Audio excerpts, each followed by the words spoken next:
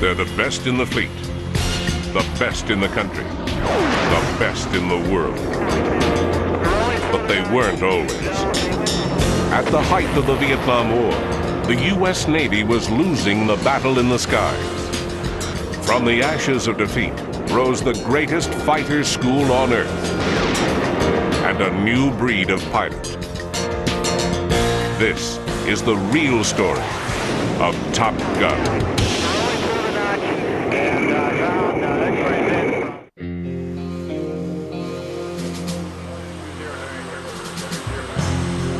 April 9th, 1965.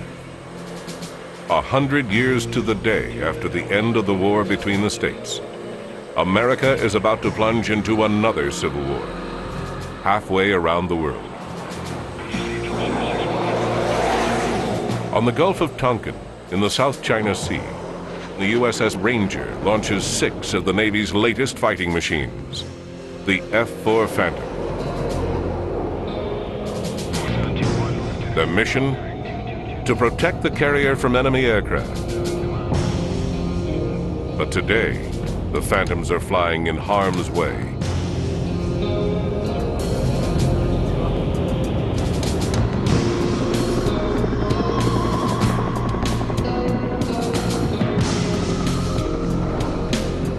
In 1965, few Americans can find Tonkin Gulf on a map. But every day they're learning more about a Southeast Asian nation called Vietnam. In March 1965, the first GIs wade ashore. Most expect in 1 year their tour will be over, and so will the war. 7 years from now, the fighting will rage on. But in the spring of '65, the U.S. has never lost a war, and the skies of Vietnam belong to America. Or so it seems. On April 9th, a surprise is waiting for the Navy fighters. North Vietnamese MiGs.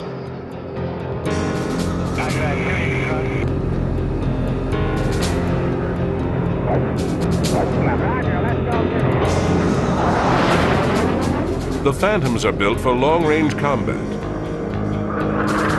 but the MiGs close in for a dogfight. The Phantoms try to pull away, but the MiGs are more maneuverable.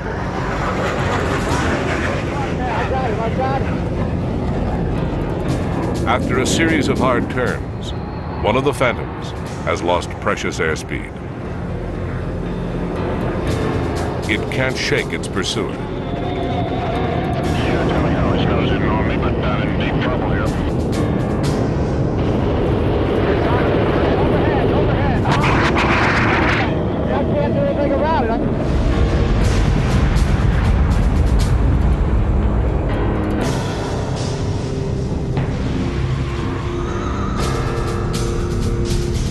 America was losing the war in the air because one machine was being sent to do a job it wasn't built for. I present to you the President of the United States.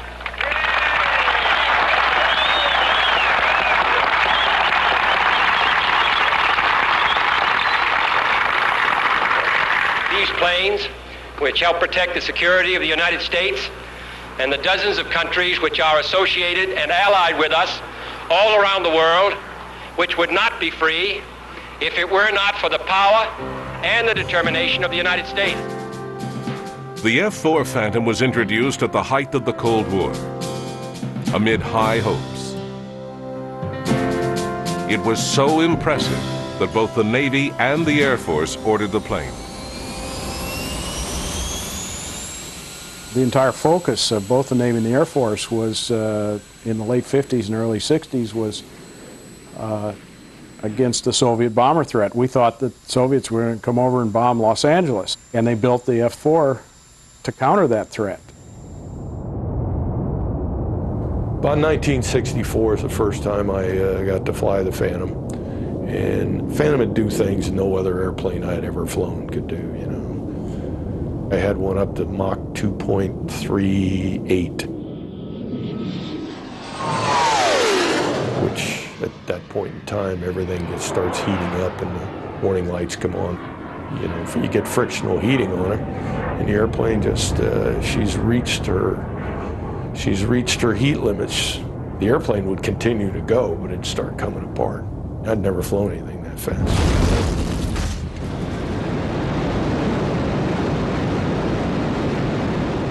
Among the Navy's fighter jocks, the Phantom quickly gained a reputation as a hot airplane, with power to spare. It could reach 1,600 miles per hour and soar to 66,000 feet, both unprecedented in a fighter. There was only one thing the Navy's version lacked: a gun. Historically, in any turning fight, you need a gun. The gun is fearsome, particularly the guns that were available that were in the Air Force airplane.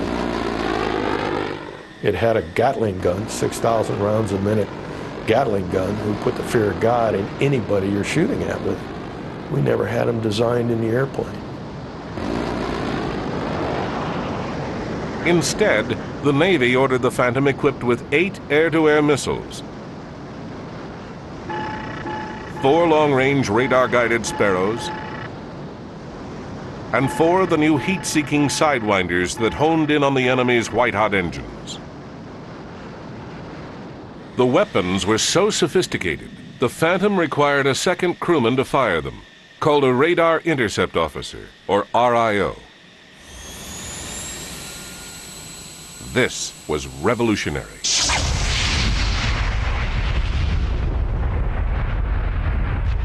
A Phantom pilot could hit a target he couldn't even see.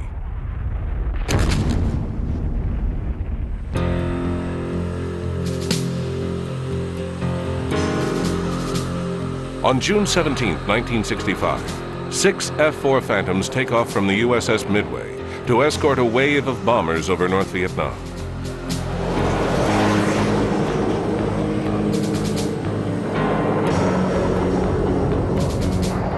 In the lead are Lou Page and his RIO, J.C. Smith.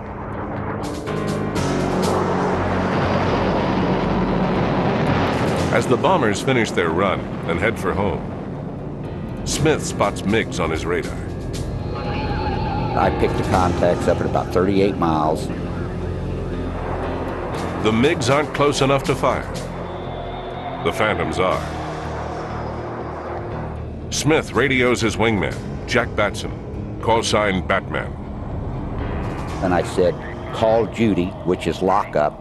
I said, call Judy on the near target, the near target. We locked on to the far target. There were 2 blips on my scope, 2 blips, and they were a mile apart.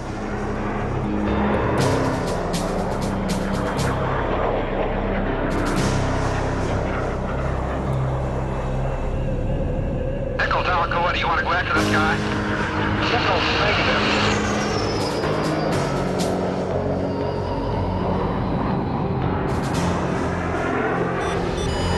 I said, shoot, shoot, shoot. Lou squeezed down. Batman squeezed down. I saw the Sparrow fly right by our wingtip. We had, boom, 2 airplanes down. That night, the Navy celebrated its first kills of the Vietnam War. The age of push-button warfare had arrived, and the dogfight seemed a thing of the past.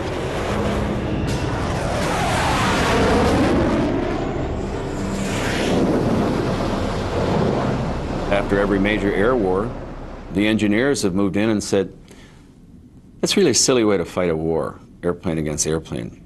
Let's devise a weapon that obviate the necessity for one airplane to go fly another airplane. And after the Korean War, we got rid of that, said, we've got Sparrow missiles, we've got new weapon systems, we'll never dogfight again. The day of the dogfight was over. It's all going to be long range, you know, the Sparrow missiles and all that stuff. And if I'm not mistaken, that's one reason that a gun was never put in the Phantom, because, hey, the day of the gunfight's over and it's all going to be standoff shoots and all that stuff. The prophets who foretold the death of the dogfight were about to be proven terribly wrong.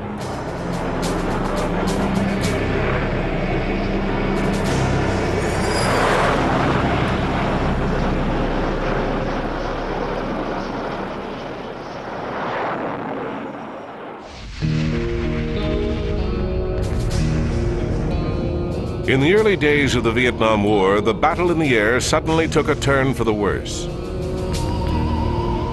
In a case of mistaken identity, 2 Navy pilots were shot down by their own side.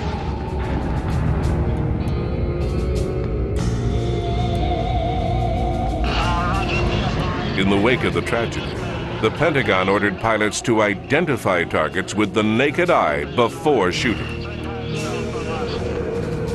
That changed everything. Along comes Vietnam, and we're trying to fight MiG-17s instead of Soviet bombers, and the F-4 was thrown into a role that was never envisioned for it. The F-4 Sparrow missile was designed to be fired from at least 1 mile, but now it was being fired much closer. In late 1967, Phantoms launched 55 Sparrows without a single hit. Worse, the Phantom's smoky engines made it easy to spot.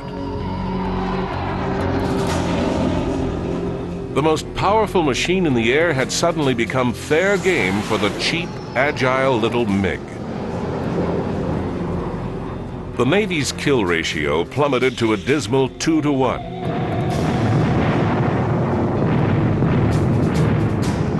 It was still shooting down twice as many planes as the enemy was, but every time 1 Phantom went down, 2 crewmen were killed or captured. In the history of American aviation, never had so many sacrificed so much for so little. 1967, I was out there on Enterprise, and to put a real perspective, something that I think everybody will understand, is we lost 17 guys in 11 days. The problem was devastatingly simple. Navy pilots were forced to fight at close quarters, but the Phantom was built for fighting at long range. You have to get in close with them. You have to identify them. Therefore, you're in a wrestling match with them.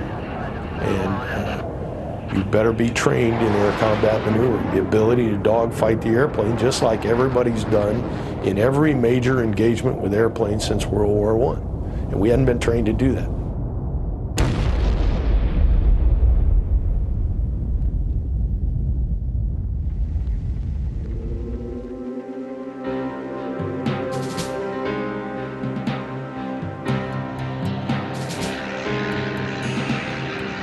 When World War I began, both sides were using the biplane simply for spying.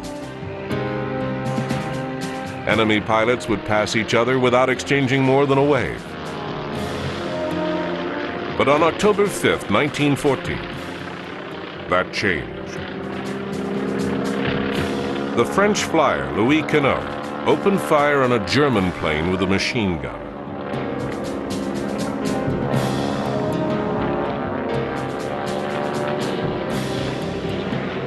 Quinault recorded history's first air-to-air kill.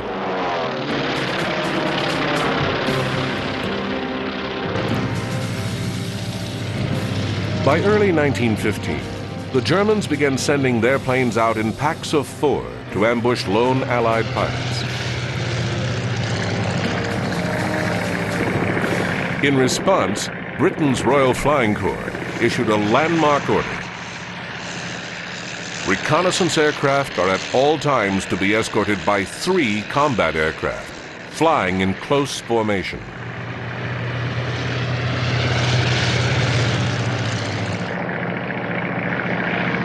It was the dawn of the dogfight. a new hero appeared in the skies over Europe, the Ace. In 1916, the German ace Oswald Bölke wrote the book on air combat. The principles he outlined still ring true. Secure all possible advantage before attacking. If you initiate an attack, follow it through. Fire only at close range. Keep your eye on your opponent. Attack your opponent from behind. If your opponent dives to attack you, turn to meet him. Always remember your line of retreat. Fight in groups of 4 to 6 and avoid several aircraft attacking the same target. Bölke met his fate after colliding with another German plane as they both dove for the same target. He died ignoring his own advice. Within a generation, the fighter made a quantum leap forward. Time itself changed. In World War I, two enemies who were 2 miles apart met in half a minute. In World War II, it was 10 seconds.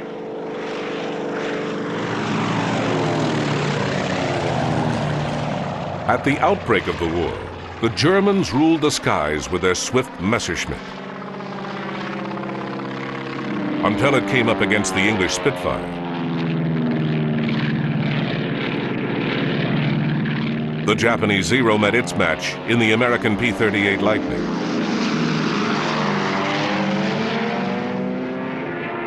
As one side gained the upper hand with machines, the other compensated with maneuvers, like the barrel roll and the yo-yo.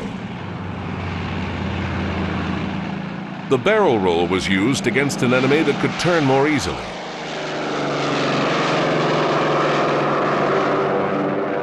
The attacker would simply turn the other way, then roll toward his target.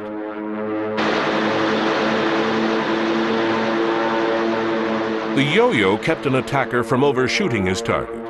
When the enemy turned, the attacker simply pulled up, rolled slightly, and dove for the kill.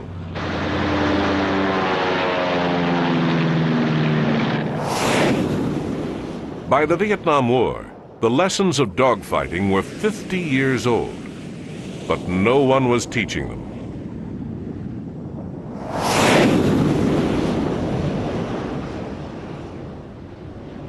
I'd seen 11 months of that war and saw that what they were training us for was not what was going on the other side of the pond. We were cast in a war that, whether we liked it or not, there was a lot of fighting and not much winning.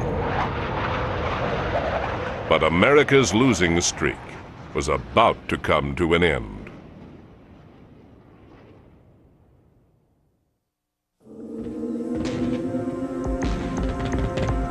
Early in 1968, all hell broke loose in Vietnam.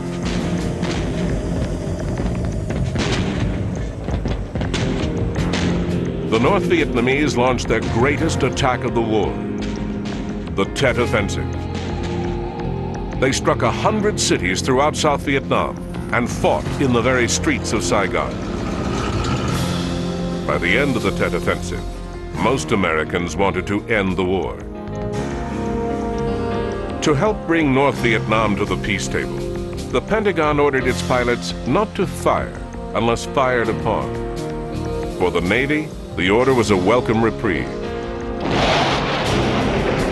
Its fighters were dropping like flies.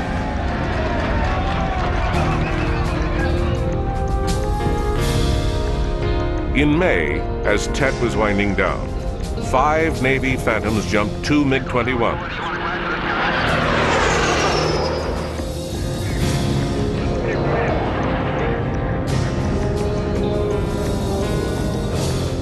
The Phantoms launched 3 Sparrows without a hit.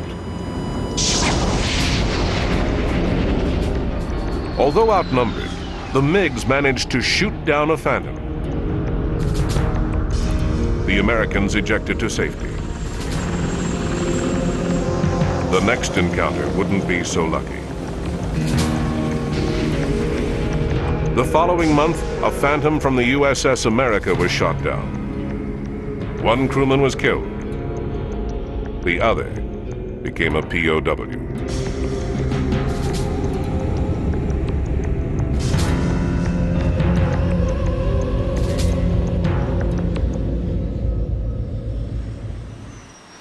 It became apparent that the thing that we had considered to be the #1 threat in Vietnam, namely anti-aircraft fire, was being supplanted by fighter kills.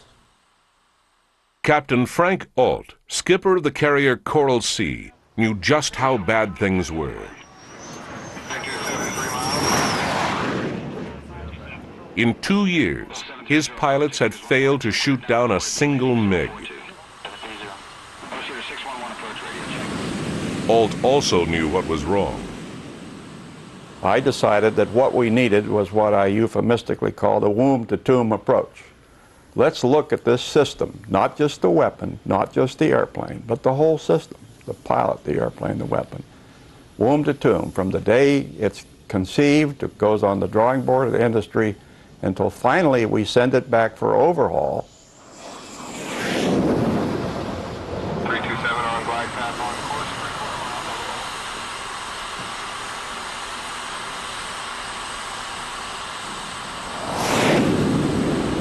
After firing off one memo after another, Ault was summoned by 2 admirals to explain himself. When I was called in March of '68, I thought, not knowing what was the purpose of the meeting, that I was being called in to be given hell for rocking the boat. And I was quick to bolster my case for all of my arguments and found I'd stepped right into the hole these guys had dug for me, which was, if you know so much about it, why don't you go out there and solve the problem? Ault made 242 recommendations to solve the problem. His findings became known as the Ault Report. One of the worst problems was the treatment of the Phantom's missiles. A highly technical 20th century weapon was being manhandled like a medieval cannonball. What happened to it got the aircraft carrier was pretty horrifying. For example, the great American sailor figured that the wings of the missile were to knock the tail fins in place. And we got shiploads of missiles which were damaged merely by physical handling.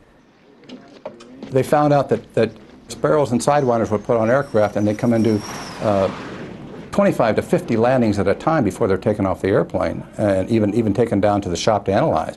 And 2 or 3 landings, you know, it's enough to bang or jar loose the electronics capability in the Sparrows or the Sidewinders to negate its capability of firing. Even if the missiles weren't duds, pilots weren't always prepared to fire them. We had pilots that were trying to fire missiles and their armament switches were not armed.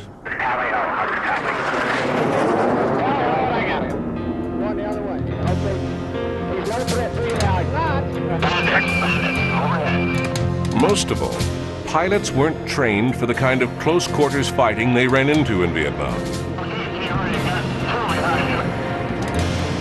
The solution lay in the most important recommendation in the Ault Report: a new school for Navy pilots. We had to have it. I mean, it's a totally different deal. It wasn't something that we built, oh boy, we're going to change something here, and boy, put the big feather in our hat. That wasn't it. We had to do it because too many people were dying. We couldn't lose another friend. We were dealing in human life. This had a sense of urgency beyond anything I've ever done in my life. When the Ault Report was issued, Dan Pedersen was training rookie pilots at Miramar Naval Air Station in San Diego. The job of forming this new school fell into his lap. A fellow named Sam Leeds, who was a contemporary of mine in the squadron, came to me and he said, I got something to show you. And he gave me the Ault Report and I read it. And he said, how would you like to take charge and put together the graduate school that's defined in here. Pedersen had flown with some of the Navy's best pilots.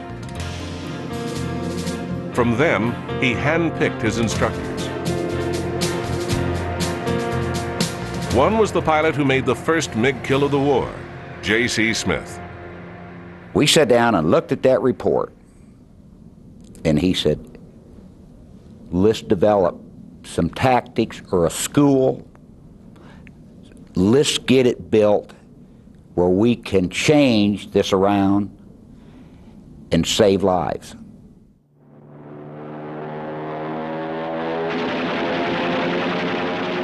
Pilots would go back to basics to relearn lessons from the heyday of dogfighting. But Pedersen had no airplanes, no budget, no textbook. He didn't even have a classroom. But he had an ace in the hole named Steve Smith. Come to a point I thought, Steve, go find a place for the school to set up offices and a ready room to teach out of and get us going. He came back about an hour later and he said, the base is full, there's nothing. You know, Steve was the kind of guy, it's a true story. I said, I know where there are some double wide trailers, not the modern ones, but an old government double wide trailer. And I said, I want it over here. And he said, is Saturday okay? As it turned out, it took me, I think, 2 cases of beer and a Saturday. And by Monday morning, the building was there, and there was a guy painting it for us. From an old trailer and a few gallons of paint arose a new school of air combat. Top Gun. 1969, Top Gun was a Quonset hut. Top Gun was half a dozen small tables and chairs. Top Gun was crews coming into the school, full of enthusiasm, full of passion. It was instructors of the same age or younger, full of that same passion, that same enthusiasm, and one other element, which was combat experience.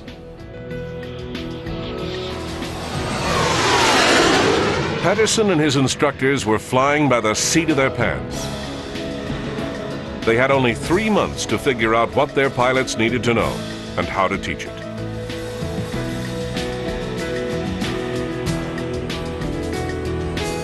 One of the toughest jobs was simply attracting students to a school that hadn't proven its worth.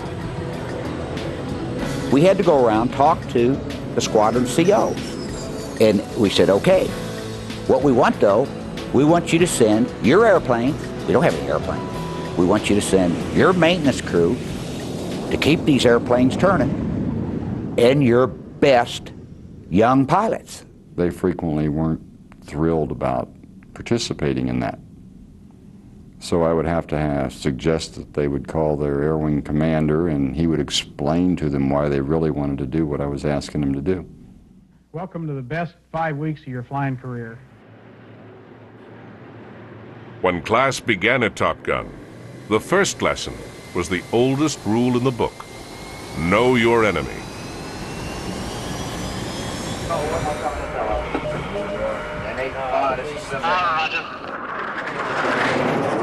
We went back and we reviewed all the encounters. Our intelligence officer reviewed all the encounters that had been made to date in Vietnam, and we looked at what the MiGs had done, and we started flying that way. When Top Gun got its hands on a captured MiG-17, the instructors could not only tell their students how deadly it was, they could show them. It was a sobering sight. To a man, the people that came up and flew against it the first hop, everybody said, I've never seen an airplane turn like that in my life. Better they should see that in the western United States than over Hanoi.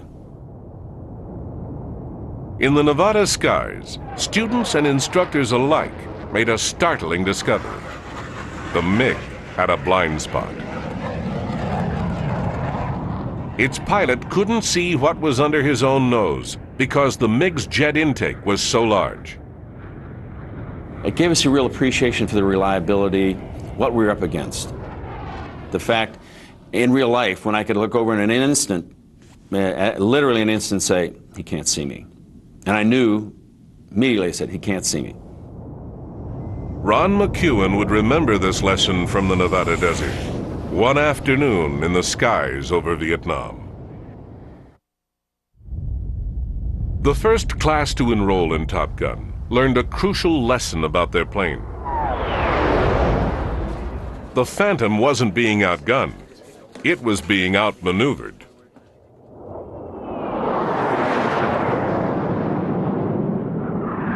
Your first line of defense is to put your airplane in a position where he can't shoot you. Your second line of defense is to put your airplane in a position where you can shoot him.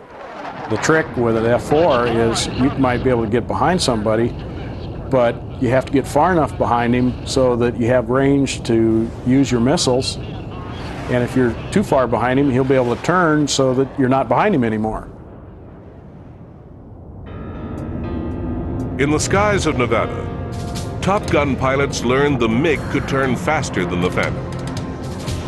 But the Phantom could climb faster than the MiG and keep climbing until the pilots circled over and came up behind the MiG.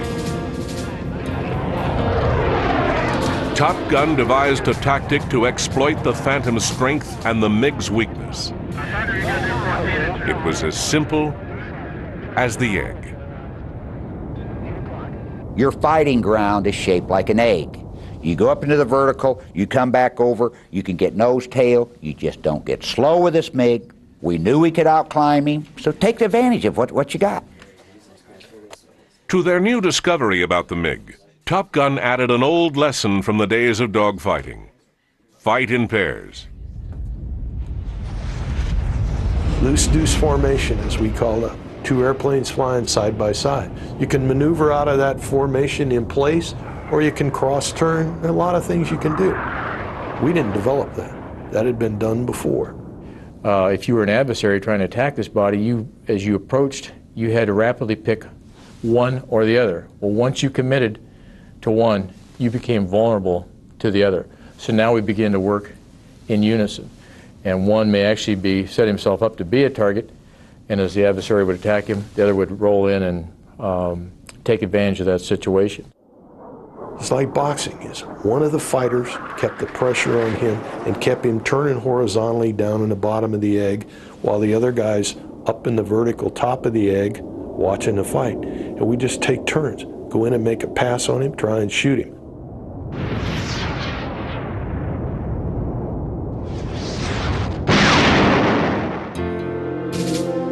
In April 1969, after 5 weeks of intense training, 9 pilots graduated from the first class of Top Gun.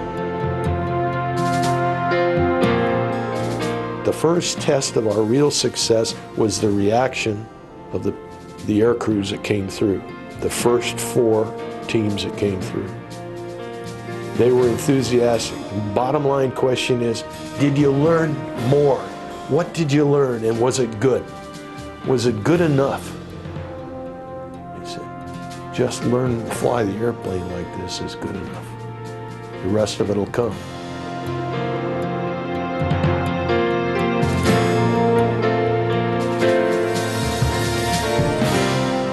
Over in Vietnam, no one knew whether Top Gun had passed the test.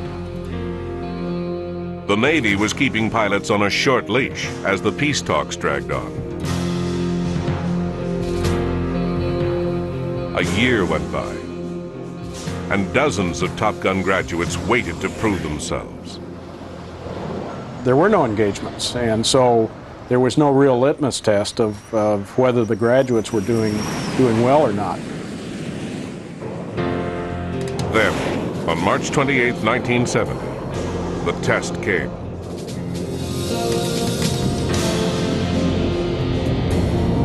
Lieutenant Jerry Boulier and his wingman were on patrol over North Vietnam when Boulier suddenly spotted 2 gleaming dots in the sunlight.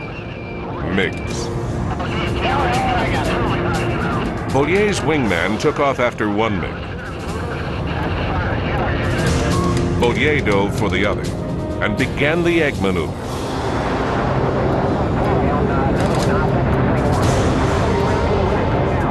The MiG fired.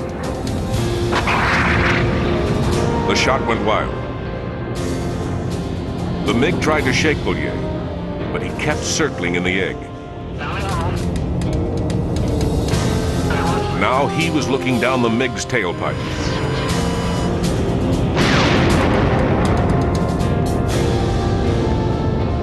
The next shot finished the MiG off. Jerry Boulier was a graduate of the first class of Top Gun. And the first message that came out when he got his MiG was right back to Top Gun and to the rest of the Navy, giving Fighter Weapons School credit for his MiG. He didn't even take credit for it himself, and I've never met a fighter pilot that gave anybody else credit for anything. Was Top Gun truly a good school? Was Jerry Boulier simply a great pilot? Or was North Vietnam just having a bad day?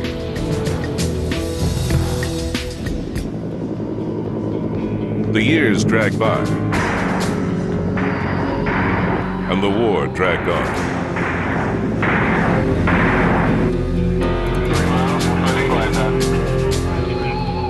Then, in December 1971, the peace talks deadlocked.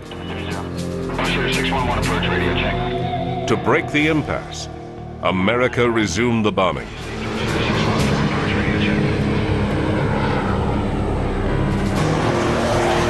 April 15, 1972.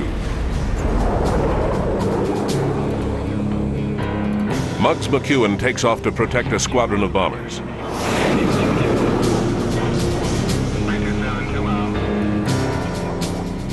In minutes, his radar intercept officer picks up a report. Bandits.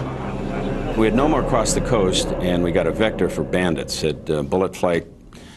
This is Oswald, vector 278, 75 miles for bandits. Well, Bogies is unidentified bandit is confirmed hostile. So I said to my RO, I said, did he say bandits? He said, yeah, he said bandits. Ask him again, Jack. I don't think he said bandits. And so Jack said, confirm bandits. He said, I confirm bandits. Well, this is it. The moment of your lifetime, the defining moment of a fighter pilot saying, this is it. And you're saying, here it is at 6 o'clock in the afternoon, we're going west, we're going to be looking into the sun, we're going into right downtown close to Hanoi.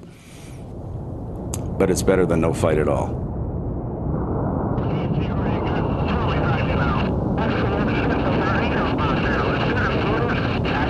And we kept taking the vectors from the controller, steering us toward the bandits. And finally, about 10 or 12 miles away, I finally started picking up a contact.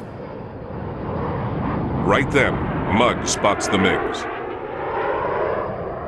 Muggs called out tally-ho on the nose, 6, 8 miles, something like that. And he saw the glint off of the wings, and they came right down between us, and we damn near had a midair with one of the 17s. It just canopied the canopy. And Jack said, oh my God, it's raining. And I looked up and they had 4 MiG-17s raining us. All of a sudden there was one that Jack said, 4:30 and he's gunning, do your pilot stuff. And I looked up and sure enough there was a guy at about 4:30 he was shooting. And I could see the tracers going by. Muggs turned very hard into the MiG to try to break his tracking solution. And the MiG-17 had a much better turning radius than the F-4. And this guy just turned his nose up like this, and just as we were turning, he just kept turning inside of us like that. The MiG now made a fatal mistake. As his nose turned, the Phantom disappeared right into the blind spot Ron McEwen discovered at Top Gun. I looked up and said, he can't see me from there. I know good and well. McEwen hit the brakes, and that was all it took. I came out of burner and pushed forward stick and just flew by out in front of me and shot him.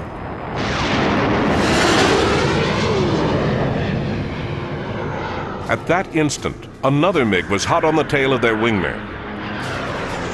And so I maneuvered him around and then came around and shot the other one off at 6 o'clock.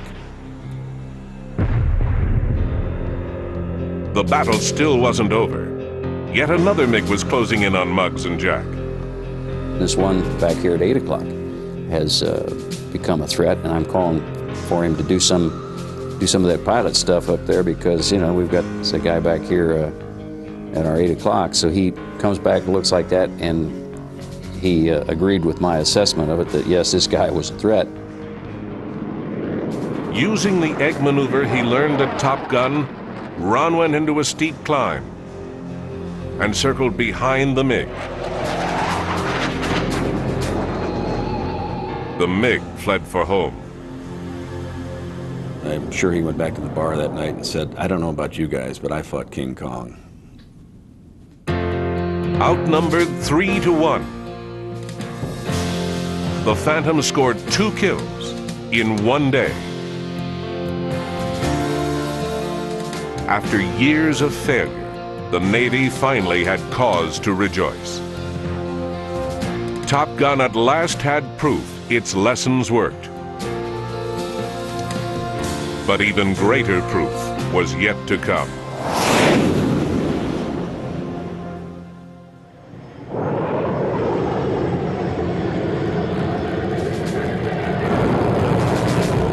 Early morning, April 22nd, 1972. The waning days of the Vietnam War.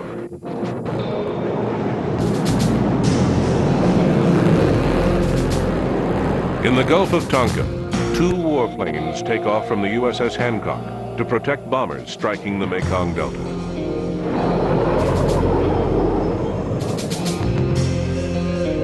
Suddenly, the Hancock's air traffic controller picks up enemy planes and vectors the Phantoms for an intercept. In minutes, Lieutenant Jerry Tucker spots a low-flying MiG-17.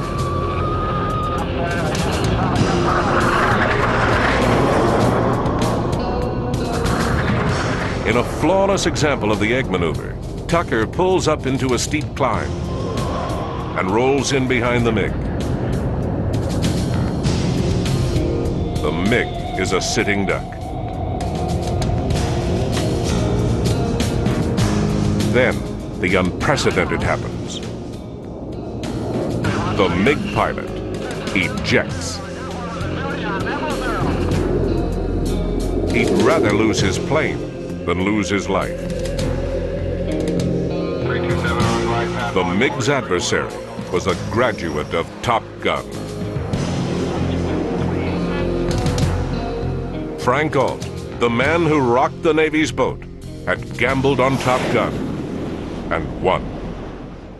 I had no trouble at all buying the idea that this was the way to go. The greatest converts were the commanders who once fought sending their best pilots to an untested school. They saw what they learned and what they could teach the rest of the people in the squadron. I don't think a single one didn't come back and say, thank you. You did a heck of a job for us. As encounters between MiGs and Phantoms rose, Navy kills soared. I think 32 aircraft were shot down, and 30 of those were shot down by graduates of the school. Among these were kills by aces Randy Cunningham and Willie Driscoll, both graduates of the first Top Gun class. Of their 5 kills, 3 came on a single day. One of the real values of Top Gun is their ability to take the air crew that they train and get them prepared in such a way that when they walk out the door, they have this real sense in their heart that no matter what, and we mean no matter what, and I'm talking about life or death hanging in the balance, they can do it.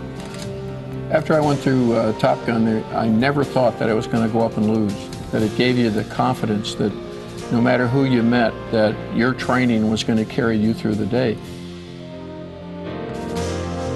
Willie and I wouldn't be alive today if it hadn't been for Top Gun. Once we sent Top Gun graduates back to Vietnam, they did very, very well. And the ratio changed from 2-to-1 to 13-to-1. We were able to show in combat where it really mattered, not just studies in classrooms. We were able to take the Ault report, turn it into instructors that put people out the front door that dramatically improved the kill ratios in air-to-air combat in Vietnam. if you say, was it worth it? Did we do the job? The kill ratio at the end of the war ended up 12-1. In the latter 14 months of the 8-year Vietnam War, we had a kill ratio, our Navy had a kill ratio of over 21-1. That speaks for itself. What began as a seat-of-the-pants crash course has developed into the world's best air combat school. But lessons are always in danger of being forgotten. It's been as long since Vietnam as it was between World War I and World War II. We have aviators who have spent an entire career and never been shot at.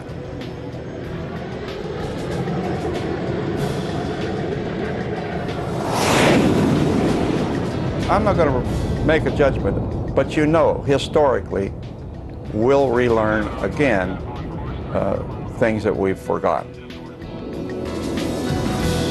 It's going to take innovative, foresighting thinking and people continue reminding us that when it comes down to war, sooner or later airplanes are going to look at airplanes in the air and they're going to have to shoot each other down.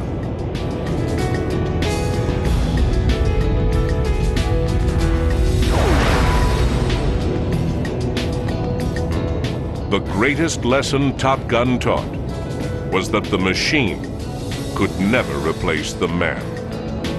Roger that. It's much more attractive to say we have an I got you weapon that says I got you and the guy blows up. But we still have never developed that machine. We don't have that type of doomsday machine, and I don't believe we ever will. The same tactics that we learned from the earlier air engagements in history are still germane. They will win again. It is never the machine, it's the man.